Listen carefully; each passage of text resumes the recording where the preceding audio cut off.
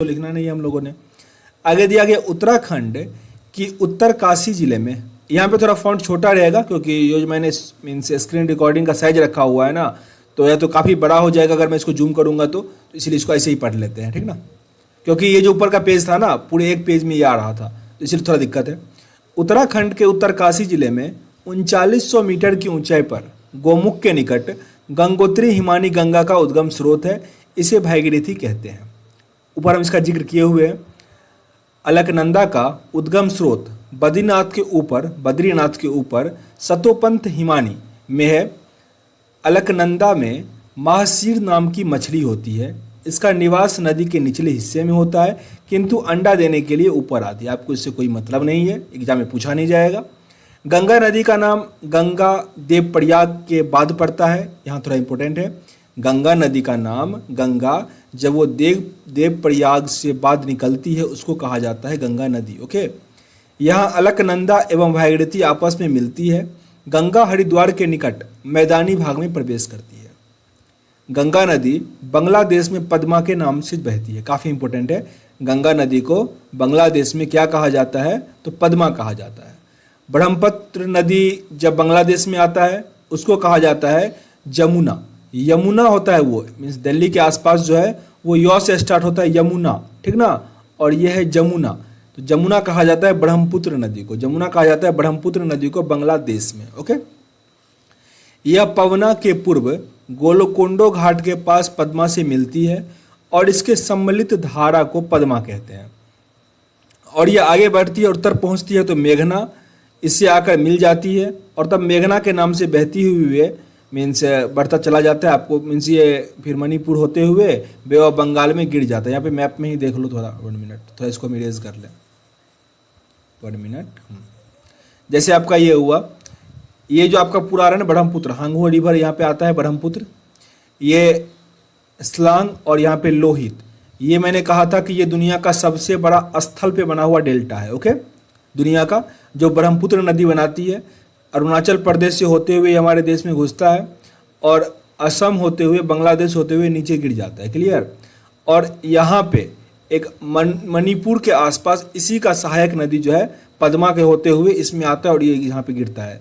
तो सब काफ़ी छोटी नदी है, इसलिए इसमें आपने उसका जिक्र नहीं किया गया है। आगे आते हैं, जो भी देखो एग्जाम प्रोस्पेक्टिव से इंपॉर्टेंट होता है ना, उसी को सब मीन्स इज्जत देता है, तो मैप में भी उसी को इज्जत दिया गया है। ब्रह्मपुत्र नदी चेम युग्मडुंग हिमानी से निकलती है। यह हिमानी मानसरोवर झील के दक्षिण पूर्व में लगभग 80 किलोमीटर की दूरी पर स्थित है। अब यहाँ पे देखो इस प्रश्न को, मानसरोवर नदी जो है मेनली निकलता है चेम युग्मडुंग से, ठीक ना। लेकिन आपने जहाँ भी प्रश्न देखा होगा पूछा जाएगा ब्रह्मपुत्र नदी कहाँ से निकलती है, तो आपको टिक करना है मानसरोवर से, क्योंकि हमको वही पढ़ना है जो यहाँ पूछा जाना है, हमको उस पर रिसर्च करना नहीं है, ठीक ना। तो आप यही याद रखो कि ब्रह्मपुत्र नदी कहाँ से निकलती है, उसका उद्गम स्थान कहाँ पे है, तो मानसरोवर। जबकि रियलिटी में मानसरोवर से 80 किलोमीटर दूर है ये चेम युग्मडुंग, जहाँ से ये निकलती है। याद रख लो, अगर या तो इंटरव्यू या डिस्क्रिप्शन में कभी लिखने को मिल जाए जैसे राइटिंग में, तो इसको सही से लिख पाओगे, चेम युग्मडुंग, ठीक ना। तिब्बत में ब्रह्मपुत्र को सांगपो कहा जाता है। तिब्बत में ब्रह्मपुत्र को सांगपो कहा जाता है। अरुणाचल प्रदेश में ब्रह्मपुत्र को दिहांग कहा जाता है और असम में इसको ब्रह्मपुत्र कहा जाता है। इस तीनों नाम को आपको याद करना पड़ेगा। तिब्बत में इसे सांगपो, अरुणाचल प्रदेश में दिहांग और असम में इसको ब्रह्मपुत्र कहा जाता है। अगर आपको याद हो गया तो कमेंट बॉक्स में इसको लिख दो एक बार। यह एक पूर्ववर्ती नदी है, मीन्स पूर्व के साइड है तो पूर्ववर्ती नदी ही है। इसकी प्रमुख सहायक नदी कौन कौन सी, ये आपके लिए अधिक इंपॉर्टेंट है नहीं, हालांकि पढ़ लो। दिबांग, कामेंग, लोहित, सवन सिटी, लोहित थोड़ा इंपॉर्टेंट है, ठीक ना। सब सिटी, भड़ेली, मानस थोड़ा इंपॉर्टेंट है, असम में है। धनसिरी, रेदांग, पगलडिया और कोपिली, ये सब ब्रह्मपुत्र की सहायक नदियां हैं। ओके, आगे देखो लिखा गया है, चंबल राजस्थान की एकमात्र ऐसी नदी है जो साल भर बहती है। यह 84गढ़ मीन जिसको चित्तौड़ कहते हैं, 84गढ़ ही है, के पास राजस्थान में प्रवेश करती है। इस नदी पर भैंस रोड गढ़ मीन चित्तौड़ के पास प्रख्यात चुलिया जलप्रपात है। चुलिया जलप्रपात कहाँ पे है? तो ये राजस्थान में है, आपके लिए ये इम्पोर्टेंट है। और ये किस नदी पर है? तो चंबल नदी पर। चंबल नदी पर चुलिया जलप्रपात है और चंबल नदी राजस्थान कोटा के आसपास है, तो ये आप याद रखना थोड़ा। सिंधु नदी भारत में केवल जम्मू एवं कश्मीर राज्य से होकर बहती है। ये मैं जब सिंधु का मैप दिखाया था आपको बताया गया था। ये भारत एवं पाकिस्तान सिंधु नदी जल समझौता 1960 ईस्वी के अनुसार भारत इस नदी प्रक्रम यानी सिंधु नदी एवं उसके सहायक नदी झेलम एवं चिनाब के संपूर्ण जल का केवल 20% जल उपयोग कर सकता है। इस पूरे सेंटेंस को समझो, एक सेंटेंस में समझाने का प्रयास करता हूँ। भारत और पाकिस्तान के बीच सिंधु नदी का जो समझौता है वो हुआ था 1961 ईस्वी में, ओके। और इसके अंतर्गत जो सिंधु की सहायक नदी है जिसमें कि चिनाब है, झेलम है और भी कुछ कुछ नदियां हैं, जैसे कि अगर हम मैप दिखाएं आपको 1 मिनट, तो इंडस ये हुआ, सतलुज ये हुआ, यहाँ पे सिंधु, यहाँ जो आप देख रहे हो इंडस, इसी को कहा जाता है सिंधु, ओके। तो ये एक मेन है जो जम्मू कश्मीर से होते हुए, ये भी मानसरोवर के आसपास से ही निकलता है और जम्मू कश्मीर होते हुए यहाँ पे पाकिस्तान होते हुए बे ऑफ बंगाल में गिर जाता है। भारत में इसकी लंबाई 900 किलोमीटर समथिंग 1000 के आसपास है, 900 से 1000 के आसपास।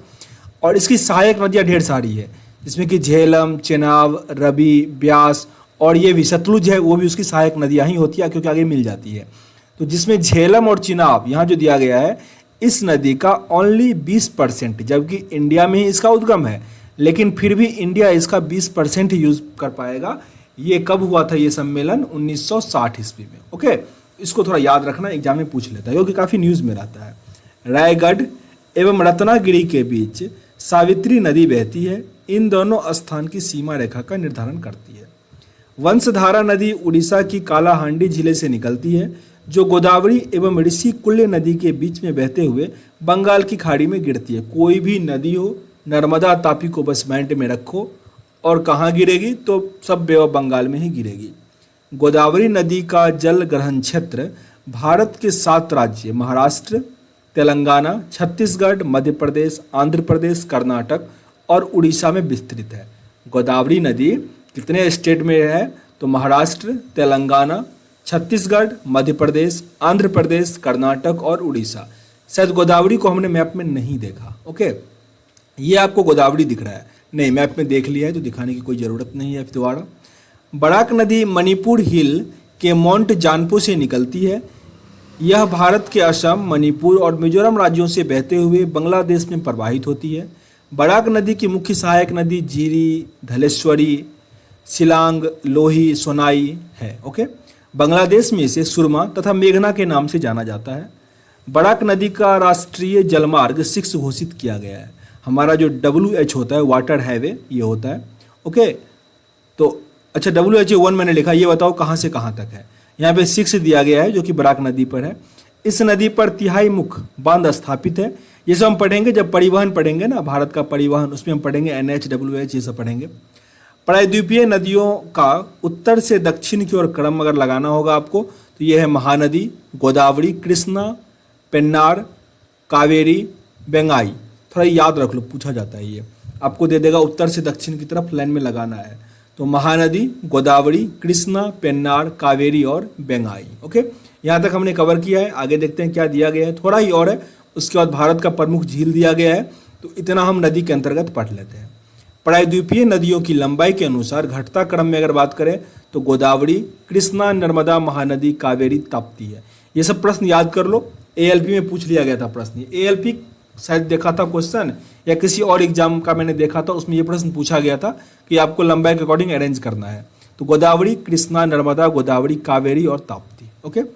16 दिसंबर 2015 को आंध्र प्रदेश सरकार द्वारा लिए गए महत्वपूर्ण निर्णय के अंतर्गत दक्षिण भारत की 2 बड़ी नदियां गोदावरी और कृष्णा को जोड़ने का कार्य किया गया है।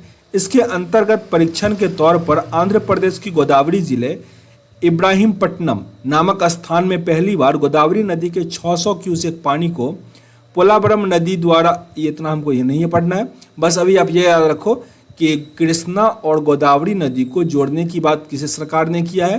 तो आंध्र प्रदेश ने किया है। और कब किया है? तो 16 सितंबर 2015 को। क्योंकि अभी सही हो पाएगा नहीं हो पाएगा, अगर आपका कोई मेंस का एग्जाम है, ओके, तब आप इस पे एक ऐसे लिख सकते हो कि नदी को जोड़ना क्या सही रहेगा या गलत रहेगा। ओके, इस पे एक अच्छा खासा ऐसे लिख सकते हो।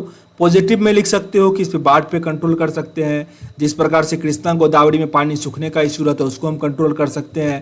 तो जीव होगा उस दोनों का मीन्स सिस्टम जो है वो कंप्लीट हो। सेशन अगर अच्छा लग रहा हो तो जरूर लाइक और